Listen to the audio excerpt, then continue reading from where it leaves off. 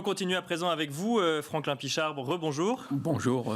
Bienvenue. Donc, vous êtes directeur général de Kipling Finance. Alors, on va revenir sur ce qui a été dit sur le plan d'infrastructure aux États-Unis. Mais avant, on rappelle donc on est le 1er avril. On est à la fin du premier trimestre 2021 avec un CAC 40 qui revient sur ses niveaux d'avant crise et donc avant mars 2020. Il est juste en dessous des 6100 points. Il essaye depuis 2-3 jours de l'atteindre. Quelle est votre analyse ? On rappelle simplement qu'il y a eu une contraction sur les indices européens et puis d'un coup d'un seul, le CAC 40 a essayé d'aller sur les 6100 points. Il est un peu revenu, il a consolidé hier. Et puis là, on sent quand même cette volonté de l'indice. Oui, c'est ça. Rappelons-nous, il y a un an, le score était un petit peu différent. On perdait 26%. Là, le score de ce premier trimestre avoisine les 10%. Donc, la configuration effectivement a totalement changé. Pour le moment, par rapport à ce pic de 6110 touché l'année dernière, on sent que les investisseurs sont un petit peu inquiets. Jusqu'à hier, ils attendaient Joe Biden et Emmanuel Macron sur les mesures qui seraient prises en France. On voit qu'il n'y a pas eu de grosses surprises, on n'a pas eu de mauvaises surprises. Donc du coup, les investisseurs sont un petit peu détendus ce matin. Et puis, ça vient d'être dit à l'instant, quand on voit qu'un cabinet comme une banque comme Pictet s'attend à une croissance de 15% sur le deuxième trimestre, eh bien, les investisseurs peuvent être tentés de revenir et de poursuivre leurs achats sur les marchés.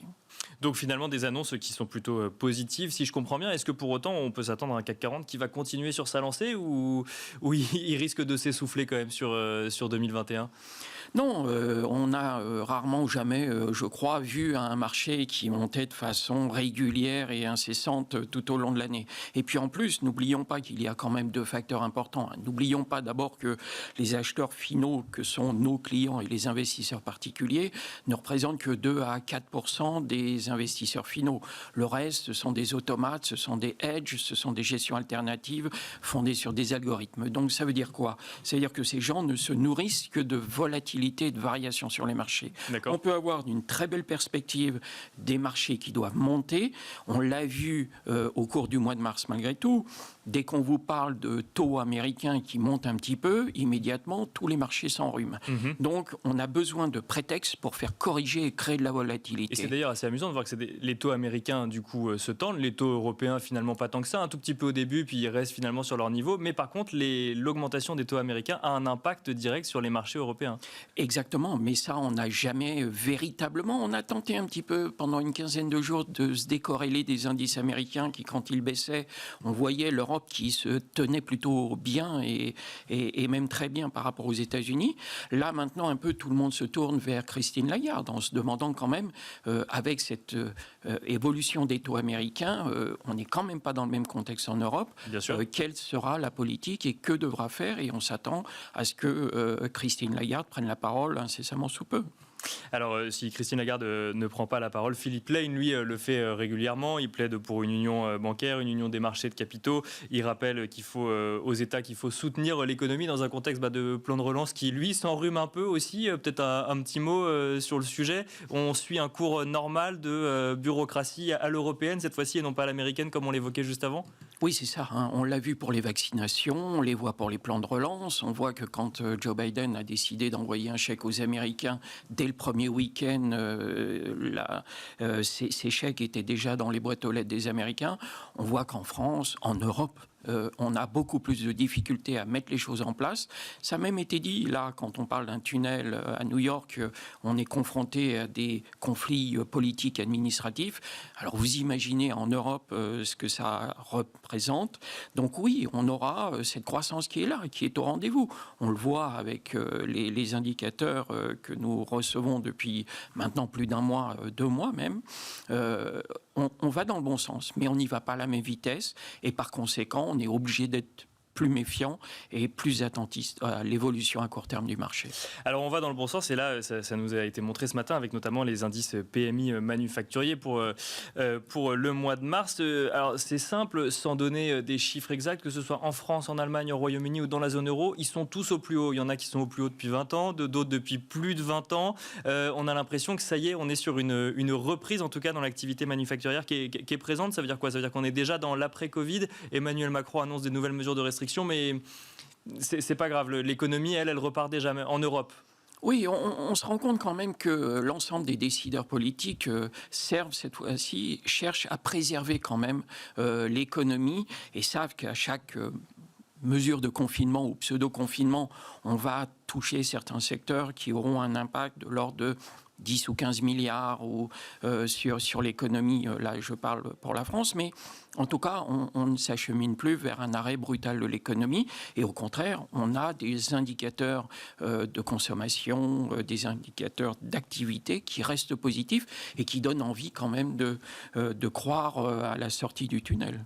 Franklin Pichard, donc on est à la fin du premier trimestre 2021. Qu'est-ce qui vous a marqué, les tops et les flops, peut-être des publications d'entreprises qui vous ont marqué? Alors au-delà même des publications, ce sont les anticipations qu'en font les gérants. On a vu des hausses de plus de 30% sur des titres comme Saint-Gobain, qui est un titre qui n'a rien fait pendant 20 ans et qui se réveille enfin, parce que justement on investira des deux côtés de l'Atlantique dans les infrastructures et autres. Et Saint-Gobain enfin pourrait voir son jour de renaissance venir. On a en revanche des titres qui ont et des secteurs qui ont bien corrigé. Ceux-là, on les garde sous surveillance. On ne va pas les citer ici, mais en tout cas, ils nous ont pris un petit peu à contre-courant dans certains cas. Moyennant quoi, on reste positif et on choisit dans ces tops et dans ces flops ceux qui peuvent constituer des opportunités d'achat. Alors, on va parler de deux valeurs. Il nous reste un petit peu de temps pour en parler. Tout d'abord, je vous propose de parler de Solution 30. Alors, Solution 30, ça a pas mal défrayé la chronique, comme on dit. Je rappelle les grands éléments. Publication d'un rapport anonyme sur Internet qui met en avant les liens entre Solution 30 et une personnalité assez controversée, et notamment des transactions qui pourraient être apparentées à du blanchiment d'argent. S'en empare le fonds activiste Muddy Waters qui demande des comptes régulièrement à la direction de l'entreprise. La direction de l'entreprise nie, puis fait appel à un cabinet indépendant pour enquêter sur le sujet. Et le cabinet indépendant a publié son avis qui fait réagir le titre depuis ce matin. Et il met en avant, je cite, le caractère infondé et erroné des allégations. Je rappelle que Solution 30, c'était moins 50% au moment de la publication du rapport. Et c'est plus 30% ce matin. Qu'est-ce qu'il faut en penser, Franklin Pichard? Alors, ce qu'il faut en penser, c'est qu'effectivement, le titre flirtait et avait dépassé les 20 € au moment où tout allait bien. C'est une société qui connaît une forte croissance, un excellent développement. Et puis est arrivé cette nouvelle, ce dossier anonyme. Alors, je rappelle peut-être juste que Solution 30, c'est l'entreprise qui installe notamment les compteurs Linky ou également la fibre optique. Exactement. Et donc, là-dessus, s'en est emparé ce fonds activiste Muddy Waters, comme vous le citez, qui est très connu dans les milieux financiers. Par conséquent, on n'a pas pu être totalement fermé à ce qui était écrit. Et le titre a effectivement dévissé de même largement plus de 50%. On était tombé à 7-8 €, je crois. Et puis, depuis le début de l'année, le titre évoluait autour de 10,50 € selon les jours. Là, il repasse à 13 €. Donc, effectivement, beaucoup considèrent que le problème est réglé. Il y a quand même Deloitte dans la boucle en tant que cabinet indépendant. Donc, ça donne quand même une certaine marge de sérieux à cette analyse.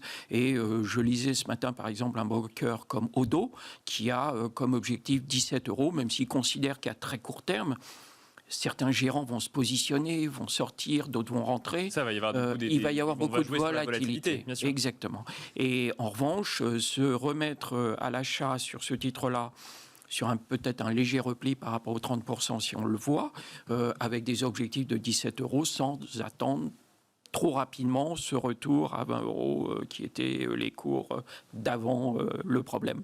Et un mot pour finir, il nous reste un peu moins d'une minute, sur Atos à présent. Atos qui, lui, recule ce matin. Il perdait 14% avant le début de cette émission. Alors lui, c'est à cause de l'annonce d'anomalies dans les comptes de deux filiales américaines qui pèsent à peu près pour 11% de son chiffre d'affaires. Et donc les commissaires aux comptes qui émettent une réserve. Qu'est-ce qu'il faut en penser là aussi? C'est des comptes qui restent certifiés justifié quand même, mais avec cette réserve. Oui, c'est ça. Quand on vous parle de contournement des contrôles internes et puis des erreurs comptables, les boursiers et les investisseurs n'aiment pas du tout. On n'aime pas du tout.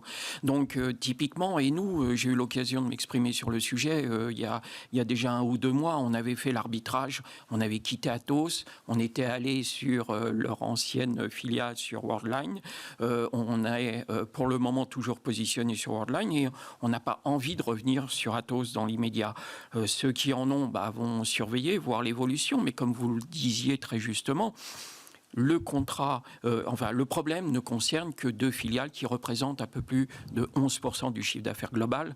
Il n'y a quand même pas péril en la demeure, mais c'est vrai qu'Atos n'avait pas besoin de ça. Le titre avait été suffisamment maltraité avant. Il n'avait pas besoin de cet événement supplémentaire. Voilà, donc à suivre, même si effectivement il n'y a pas péril en la demeure, comme vous nous le disiez. Merci beaucoup, Franklin Pichard. Je rappelle que vous êtes directeur général de Kipling Finance. Quant à vous, je vous remercie de nous avoir suivis et je vous donne rendez-vous ce soir à 18h30.